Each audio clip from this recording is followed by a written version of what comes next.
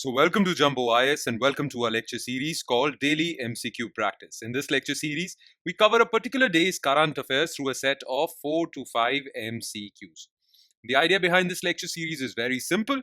You see, prelims is round the corner, and for preparing for prelims, you need to practice MCQs. And in prelims, 40 to 50% of the MCQs are directly or indirectly related to current affairs. Therefore, you cannot choose to ignore current affairs. And what better way to cover current affairs for prelims than by getting the daily MCQ dosage? Now, if you'll make this lecture series a part of your daily routine, then these 4 to 5 MCQs covered on a daily basis would add up to more than 1200 MCQs. Ask any successful aspirant and they will tell you that 1200 MCQs from the topic of current affairs alone, I'm not talking about other subjects, from current affairs alone is more than sufficient. Therefore, make this lecture series a part of your daily routine. Make it a daily habit of yours. All right. Without further delay, let's start today's discussion with question number 1. Consider the following statements regarding AI Kosha. It is a centralized repository of datasets on which AI models can be trained. It was launched by Ministry of Science and Technology on the anniversary of India AI mission. AI Kosha contains relevant AI tools and an integrated development environment for development of AI applications. Now you see, last year on March 6th, India launched India AI mission. It was a 10,000 crore mission, and this mission basically wants to make India an AI superpower. Now, India AI mission has many pillars. Okay, it has AI compute infrastructure as one of its pillar, under which GPUs, the chips that AI models use, would be produced. Okay, and many other things. One such pillar was AI datasets platform. Now, the thing is that under AI Kosha, you will have many datasets. Okay, because AI models are trained on these datasets. AI model are trained on datasets. The thing is that if you really want to democratize AI development, that everyone can develop their own AI models, then you need to make the access of these data sets available to all. Okay, you need to make these data sets accessible to all. So under AI Kosh, publicly available data would be compiled in data sets and would be available for all. So any AI expert can go there, okay, will find relevant AI tools and a AI development environment. Using these data sets, they can train their own AI applications on these data sets. Okay, this would really democratize AI in India, and it would really boost AI innovation, especially for startups in India. Clear? So it is a centralized repository of data sets on which AI models can be trained. Absolutely correct. Now, this was launched, AI Kosha was launched on the anniversary of India AI mission, but it was launched by Ministry of Electronics and IT, not Science and Technology. So this statement is false. And AI Kosha contains AI tools, integrated development environment, which is known as AI Sandbox. Okay, all of this is available on AI Kosha. So this is correct. Only two statements are correct. The answer is B. Question 2. Which of the following statements are correct regarding Beijing Declaration? It was adopted at 4th World Conference on Women in 1995 with 2/3 majority vote. The declaration outlined a global agenda for achieving gender equality in 12 critical areas. In its latest report, UN Women has highlighted that a woman or a girl is killed every 10 minutes by a partner or family member. Okay, so look, Beijing Declaration was the conclusion of 4th World Conference on Women in 1995. Okay, 189 countries participated in this conference, and all of them unanimously adopted Beijing Declaration. Okay, unanimously. So this 2/3 part is incorrect because unanimously everyone adopted Beijing Declaration. Clear? Now, this declaration was basically an agenda for achieving gender equality in the world. And basically, all countries promised that they would work on 12 critical areas. For example, removing poverty among women, equal pay for equal work, gender violence. All these were critical areas on which these countries who adopted Beijing Declaration would work. So 12 critical areas, yes. Now, it has been 30 years, okay? 30 years since the passage of Beijing Declaration, okay? And on the eve of International Women's Day, which is celebrated every year on March 8th, all right? On the eve of this day, well, UN Women, United Nations Women released a report. And in that report, they have revealed some facts which talk about poor state of gender affairs all over the world. One such fact is that a woman or a girl is killed every 10 minutes in the world by a partner or family member. That means close relative. So this part is also correct. Though this report contains some positive news as well, but the majority tone or the dominant tone of that report was negative. Okay. As far as this question is concerned, only 2 and 3 are correct. The answer is D. Question number 3. Consider the following regarding Compensatory Afforestation Fund Management and Planning Authority, CAMPA. It is a statutory authority established to manage funds for compensatory afforestation. It establishes two funds, one under center and the other under states. State Compensatory Fund receives 30% of the funds, whereas National Fund receives 70%. National Fund is under Public Account of India. Now you see, whenever a public infrastructure project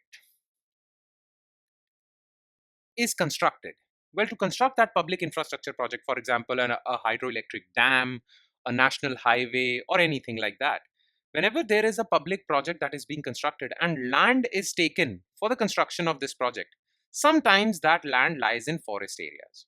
Okay. Now, to create that infrastructure project, you have to cut down those forests. Now, if this happens regularly, then India's forest area would reduce dramatically. Therefore, the government has made it mandatory for you to plant equal number of trees or equivalent area, okay, which you have taken for the construction of this project. So if you have taken 2 hectares of land from forest area, then you have to plant trees in an additional 2 hectares of land, okay, so that you compensate for the forest loss. Yes.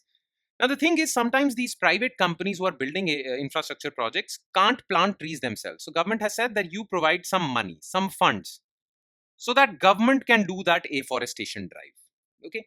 Now these funds are basically collected in compensatory fund, and to manage these funds, okay, for afforestation, an authority has been created which is known as Compensatory Afforestation Fund Management and Planning Authority. Okay. Now basically, for every project where money is collected, it goes to 2 funds, one at national level, National Compensatory Afforestation Fund, State Compensatory Afforestation Fund. Okay. So for national fund, national CAMPA is there. For state funds, state CAMPA is there. All right. Both are statutory. So this is correct. And this is also correct. Now for every project, whatever funds are collected, 10% go to national authorities and 90% are given to states. All right. So this statement is false. And both these funds come under Public Account of India. So national fund would come under Public Account of India and state funds would come under Public Account of States. Okay. So this statement is correct. All right. 1, 2, and 4, C. Question 4. Which of the following statements are not correct? Okay. Not correct. Regarding autonomous district councils. These are self-governing institutions established under 5th schedule of the Constitution for tribal areas of Northeast. 6th schedule allows the governor to establish these councils in tribal areas of Assam, Mizoram, Meghalaya, and Manipur. Okay. The President of India has full authority of reorganizing these councils. Now you see, there are many tribal areas in northeast of India. Okay. And these tribal areas say, the tribes in these tribal areas say that they have their own distinct culture, customs, polity also. Okay. So they should be allowed to manage their own affairs to a limited extent in these areas. Okay. They would come under the authority of India or their respective states, but they should also be allowed to basically follow their tribal law, tribal customs. So to accommodate these aspirations, well, Constitution of India allows the governor of the respective state to create autonomous district councils. Okay. So the governor of the state would create autonomous districts where these tribes are in majority, and then these tribes can rule over these autonomous districts through autonomous district councils, which contain elected members of those tribes and some nominated members also by the governor. Now, these autonomous district councils have been given limited legislative, executive, judicial powers so that they can maintain their tribal customs and law. All right. So these are self-governing institutions, absolutely correct, established under 6th schedule, not 5th schedule of the Constitution. Okay, so this is false. Now 6th schedule mentions 4 states only: Assam, Mizoram, Meghalaya, and Tripura.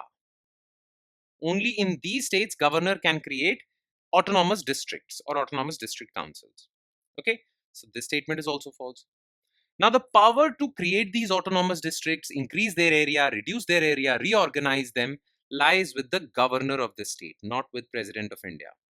Okay, so this statement is also false. Which of the following are not correct? All of them are not correct. The answer is D. And last, but definitely not the least, consider the following statements regarding Central Electricity Authority. It is a statutory authority established under Electricity Act. It organizes Lineman Divas every year to honor the ground maintenance workers of India's power sector. The theme for 5th edition of Lineman Divas celebration was Seva Suraksha Swabhiman. Okay, so look, Central Electricity Authority is the authority which advises the government with respect to power sector policy. It is a statutory authority and it was established under Electricity Act of 2003. Absolutely correct. Now, since 2021, they have been observing Lineman Divas.